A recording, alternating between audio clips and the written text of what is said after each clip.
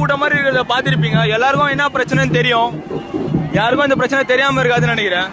But ஆனா இது ஏன் இன்னும் தமிழ்நாடு கவர்மெண்ட்டுக்கு சுத்தமா தெரியலன்னு சொல்லிட்டு எங்க யாருக்கும் தெரியல. 4 நாள் ஆச்சு, பல லட்சம் பேர் இங்க நிக்கிறாங்க. எதுக்கு நிக்கிறோம், எதுக்கு கத்துறோம் தெரியாமையும் கத்துறாங்கன்னு போல நினைக்கிறேன் நான்.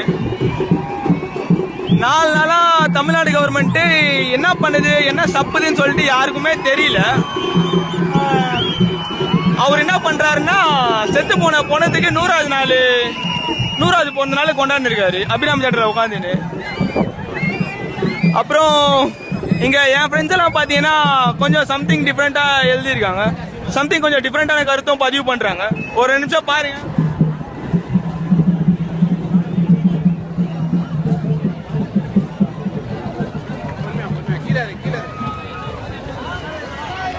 இங்க இந்த 4 பேப்பர் என்ன சொல்லுதுன்னா, ஒருத்தா இப்படியே நின்னுந்தீங்கன்னா வாயில பூல வச்சு சப்பின்னு தான் இருக்கணும்னு சொல்லுது.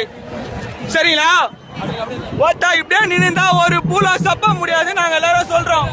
சரியா?